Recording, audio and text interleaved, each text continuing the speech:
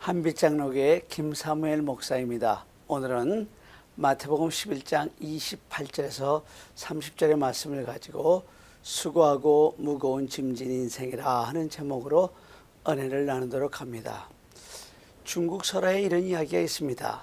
어디까지나 옛날 이야기니까 그렇게 알아들으시기 바랍니다.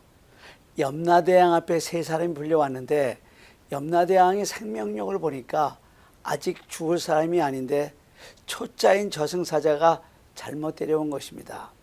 염라대왕이 그들에게 정중히 사과를 하며 이렇게 말했습니다. 자네들은 세상에 돌아가서 몇 년 더 살다 와야겠네. 우리가 실수해서 잘못 데려온 것이니 그 값으로 소원 한 가지씩 들어주겠다. 그러니 각자 소원을 한 가지씩 말해보라. 그 중에 가장 허름하게 옷차림을 한 사람이 이렇게 말했습니다. 저는 세상에서 너무너무 가난하게 살았습니다. 가난이라면 신물이 납니다. 저는 부자로 살아보는 것이 제 소원입니다. 염라대왕은 그에게 물질을 듬뿍 주어 세상으로 돌려보냈습니다. 두 번째 사람은 권세를 달라고 해서 권세를 받고 세상으로 돌아갔습니다. 그런데 세 번째 사람이 이렇게 말했습니다. 저는 돈도 권세도 필요 없습니다. 저는 그동안 세상에 살 동안 너무 많은 걱정과 근심 가운데 살았습니다. 저를 이제 그런 걱정과 근심이 없는 곳으로 보내주십시오. 그러자 염라대왕이 한참을 배꼽을 잡고 웃다가 이렇게 말했다고 합니다. 야 이놈아, 세상에 그런 데가 어디 있느냐? 그런 데가 있으면 내가 가지 너를 보내겠느냐? 여러분 정말 그렇습니다. 우리가 사는 세상에 근심이 없고 걱정이 없는 곳이 어디 있겠습니까? 오직하면 우리가 사는 이 세상을 고해와 같다 하지 않겠습니까? 우리가 성경을 읽어보면 성경은 대체적으로 보편적인 독자, 성경을 읽는 모든 사람들을 대상으로 한 말씀입니다. 근데 간혹 보면 특정한 대상을 지명하여 기록한 말씀도 있습니다. 남편들에게 말씀하십니다. 남편들아, 내 아내를 내 몸같이 사랑하라. 이 말씀은 남편에게 하신 말씀이고요. 아내들에게 말씀하십니다. 아내들아, 남편에게 복종하라. 그리고 자녀들에게 말씀하십니다. 자녀들아, 너희 부모를 주 안에서 순종하라. 그리고 아비된 사람들에게 이렇게 말씀하십니다.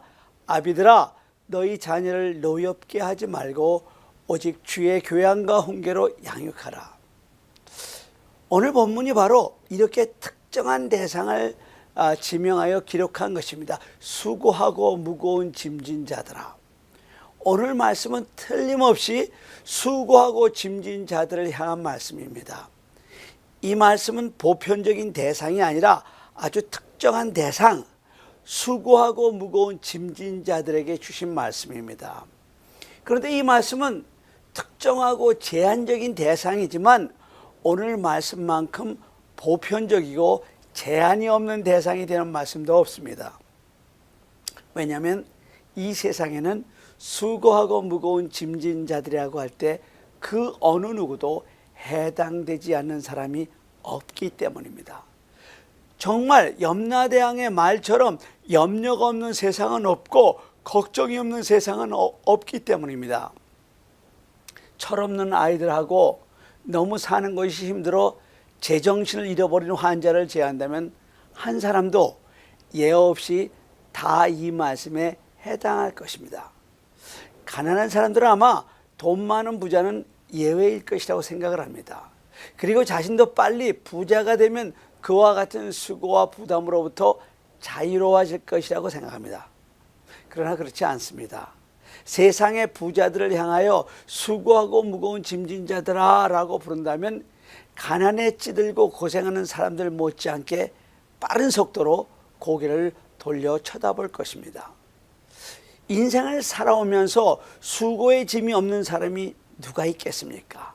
과연 나에게는 인생에 어떤 수고도 없다고 자신 있게 말할 수 있는 사람이 여러분들 중에 누가 있겠습니까? 여러분 아무도 없습니다.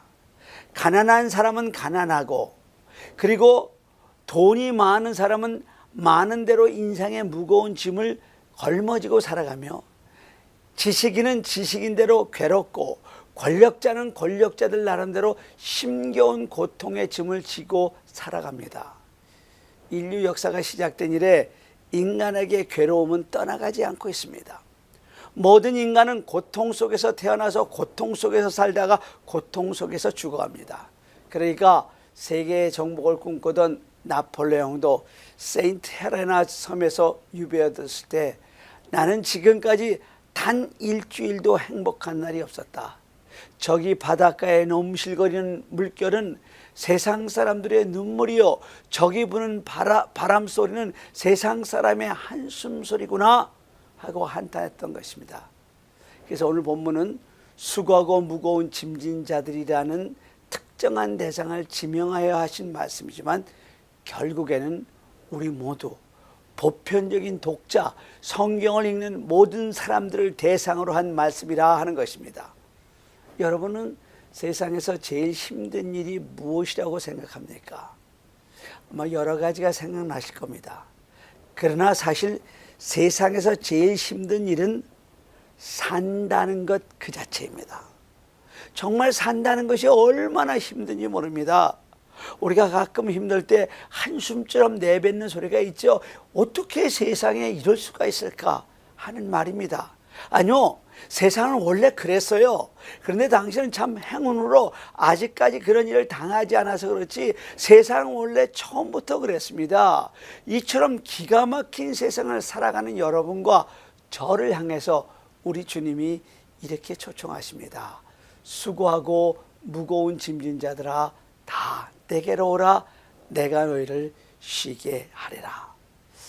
근데 여기에서 수고한다는 말을 헬라 원문으로 보면은 문법적으로 능동태 형식으로 쓰였는데, 능동태란 내가 적극적으로 행동하는 것을 말하는 것입니다. 그러니까 수고한다는 말은 우리가 잘 아는 표현처럼 사서 고생한다 그런 의미입니다. 그런데 무거운 짐은요, 그 반대로 수동태로 나는 원하지 않지만 환경이 나를 그런 고생으로 몰아넣는다는 의미로 쓰였습니다. 그러니까 오늘 본문에 수고하고 무거운 짐진 자들이라 하는 것은 세상의 모든 인생은 자기가 원하든 원하지 않든 모두가 다 수고의 짐을 지고 산다는 것입니다.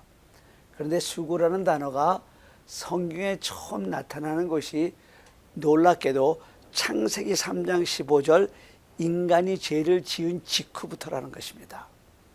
선악과를 따먹고 하나님으로부터 쫓겨나는 상황, 에덴 동산에서 쫓겨나는 상황에서 처음 등장하는 단어가 바로 수고라는 단어입니다.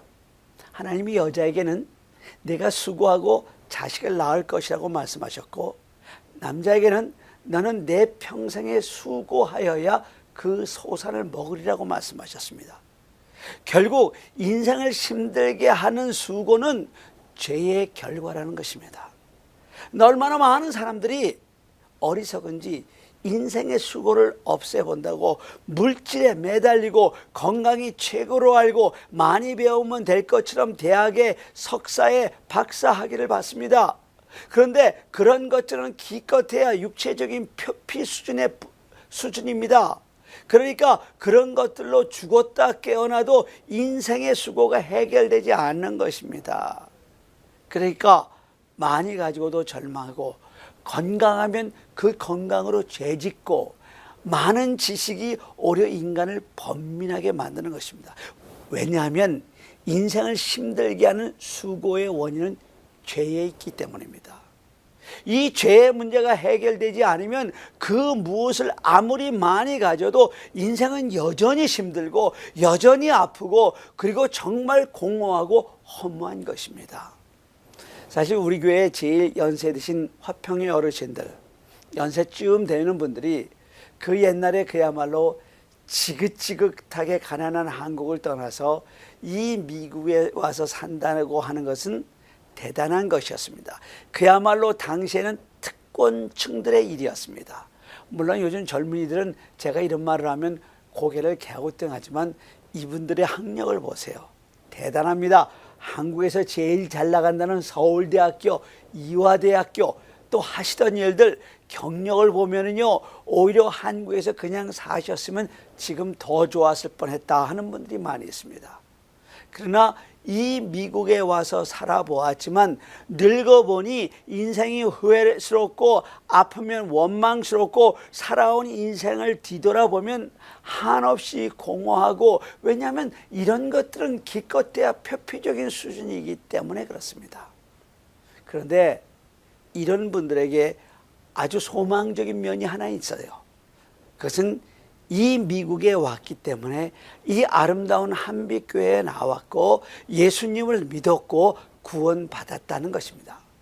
그것은 바로 인생을 수고로 힘들게 하는 죄의 문제가 예수 그리스도를 믿음으로 말미암아 해결받았다는 것입니다. 주님이 오늘 우리 이렇게 부르십니다.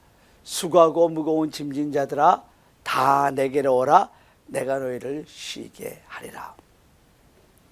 아버지를 떠나 방황하던 탕자는 결국 쫄딱 망하여 돼지우리 속에서 자기로서는 감당할 수 없는 삶의 무게에 짓눌려 절망의 삶을 살고 있었습니다. 탕자가 이런 삶의 무게를 벗어버리고 그가 다시 살아날 수 있었던 비결은 오직 하나, 아버지께로 돌아오는 길이었습니다. 탕자가 아버지께 돌아옴으로 모든 것이 순식간에 변했습니다. 아버지께 돌아온 것만으로 그의 죄사함을 받게 되었고, 아버지께 돌아오는 것만으로 자식의 지위를 회복하게 되었습니다. 아버지께 돌아오는 것만으로 참 쉼과 안식이 그에게 주어졌습니다.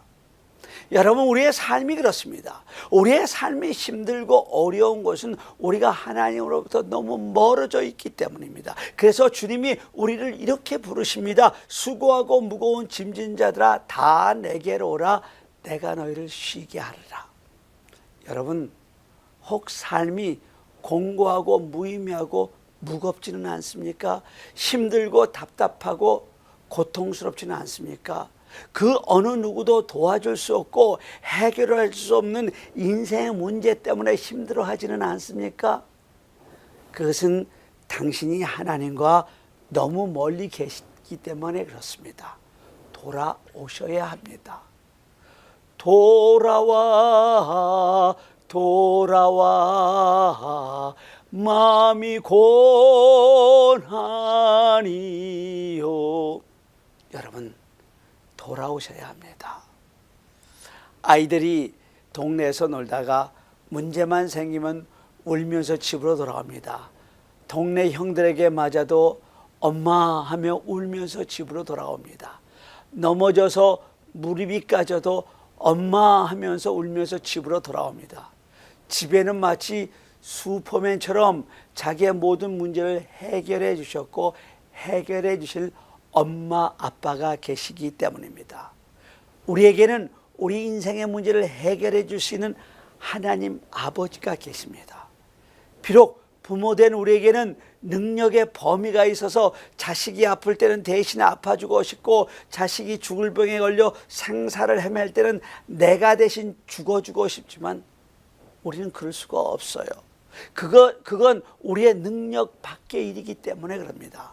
그런데 우리 하나님 아버지는 능력의 범위조차 없으신 분입니다. 그런 만군의 여호와 하나님, 전지전능하신 하나님께 나오기만 하면 우리에게 있는 그 어떤 인생의 문제도 다 해결받을 수 있습니다. 아기가 보채고 울기 시작합니다. 열이 납니다. 말도 못하는 어린 것이 숨을 할딱거리고 몰아십니다. 아기를 품에 안은 엄마의 마음이 오죽하겠습니까? 그럴 때 위에서 말씀드린 것처럼 내가 대신 아파줄 수만 있다면 하며 안타까워 발을 동동 구르는 겁니다. 그런데 그게 되지 않지 않습니까? 죄의 문제는 더 그래요. 그 어느 누구도 내 죄의 짐을 대신 져줄 사람이 없어요. 이순신이요, 세종대왕이요, 알렉산더요, 마호메시요, 석가요, 공자요. 그 어떤 성현도 다른 사람의 죄의 짐을 져주기는 고사하고라도 자기의 죄의 짐으로 말미암아 헐떡이며 괴로워하다가 죽어갔습니다. 여러분 생각해 보세요. 자기가 죽어서 자기 무덤을 가지고 있는 사람이 어떻게 다른 사람을 살릴 수가 있습니까? 흙에 누워 흙을 덮어 쓰고 누워있는 사람이 어떻게 다른 사람을 구원할 수 있습니까? 그러나 우리 주님은 우리 죄의 문제를 해결해 주시기 위해서 저 십자가 위에서 물 한 방울 피 한 방울 남기지 않고 다 흘리신 분입니다. 그분이 수고하고 무거운 짐진 자들아 다 내게로 오라고 부르고 계신 것입니다. 또한 주님 앞에 나오면요 질병의 짐이 풀어집니다. 여러분 얼마나 의학이 발달했습니까?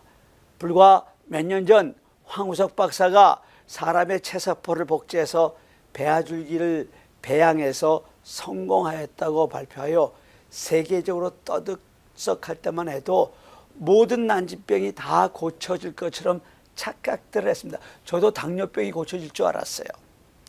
또 척추병도 고치고 심지어는 쥐에서 사람의 귀를 생성하고 토끼에서 사람의 심장을 만들고 그렇게 만든 것들로 아픈 사람들에게 이식만 하면 된다고 해서 이제 앞으로는 병들어 죽을 사람이 한 사람도 없을 것처럼 떠들어대었는데 사실은 각종 암, 에이즈 이름 모를 난치병들이 더 많이 늘어만 갑니다. 그래서 성경에서는요 말세의 재앙 중에 질병으로 고통하는 자가 많으리라고 예고하고 계시고 있습니다. 그러나 우리 하나님은 치료하시는 하나님, 여호와 라파의 하나님이십니다. 성경에서 예수님을 만난 모든 환자는 다 나음을 얻었습니다. 이 시간 질병의 짐을 지고 있는 사람을 향하여 우리 주님이 이렇게 초청하고 계십니다. 다 내게로 오라. 여러분 나사렛 예수 그리스도의 이름 앞에 한 길로 왔던 병마가 7길로 도망칠 줄로 믿습니다. 이렇게 명하세요. 내가 나사렛 예수 그리스도의 이름으로 명하노니 나를 괴롭히는 못된 질병은 떠나갈지어다.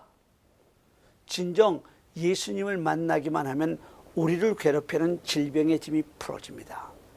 그러나 역시 인간의 가장 큰 짐은 무엇 해도 죽음의 짐이 아니겠습니까? 10대에는 화장을 하지 않아도 이쁩니다. 그래서 이때 하는 화장을 치장이라 그런다고 합니다. 20대 여성이 되면은요 아름다움의 절정에 달합니다. 이때가 되면 아름다움을 매만지다고 해서 비로소 화장 그렇게 부른다고 합니다. 30대가 되면은 벌써 여성은 늙어가는 자신의 모습을 감추기 위해서 화장을 한다고 합니다. 그래서 이때는 벌써 화장을 넘어서 분장이고요 40대가 하는 화장을 변장이라고 합니다. 그래서 이때가 되면 아침에 화장을 하지 않고 생얼로 엘리베이터를 타 보면은 앞집에 사는 아저씨가 못 알아보고 매일 만나는 경비 아저씨조차도 아주머니 몇 회에 삽니까 하고 그렇게 얘기를 합니다. 그러면 50대가 하는 화장을 뭐라고 할까요? 그것은 무장입니다. 완전 무장이라고 합니다. 연세 드신 분들이 억울해도 어쩔 수가 없습니다. 인생이 산다는 것은 어차피 늙어가는 것이고 죽음을 향해 걸어가고 있는 것입니다. 어차피 인생은 늙어가다가 결국 죽는 것입니다. 죽음의 사자가 오늘 밤 찾아온다고 생각해 보십시다. 여러분 죽음 이후에 준비를 하고 계십니까? 한 번은 우리 교회에 97세가 되신 권사님이 병원에 입원하셨다고 해서 달려갔습니다. 근데 권사님은 목을 좀 다치셨다고 하셨지만 그냥 평상시처럼 건강하게 보이셨습니다.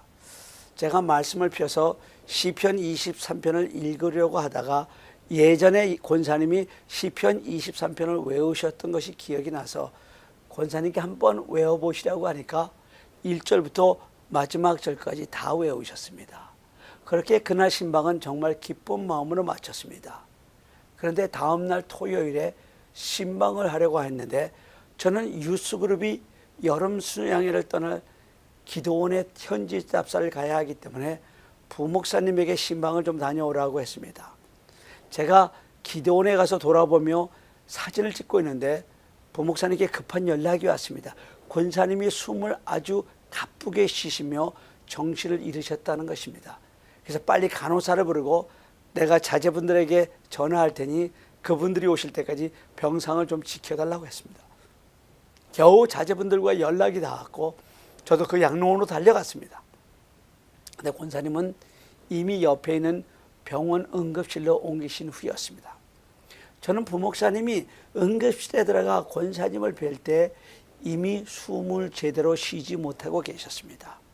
그리고 그날 오인 토요일에 소천하셨습니다. 그 전날까지 식사 잘 하시고 시편 23편 잘 외우시고 정신이 말짱하셨다고 했는데, 그런데 어제 아침에 갑자기 체온이 104도까지 올라가고 혈압이 56까지 떨어지고 숨을 가쁘게 내쉬시며 정신을 잃으신 것입니다.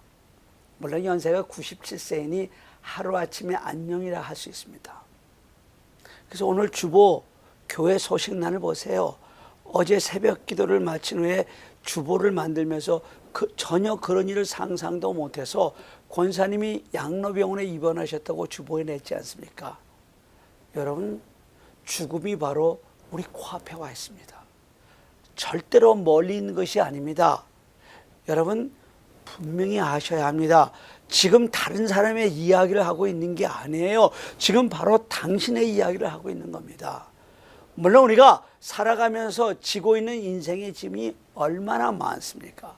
정말 세 사람들이 말하는 것처럼 그냥 팍 죽어버려야 끝날 것 같은 인생의 문제들이 얼마나 많습니까? 생활고의 짐, 자녀들을 향한 염려, 근심, 걱정, 절망, 좌절, 실패의 짐, 얼마나 많은 인생의 짐을 지고 살아가십니까?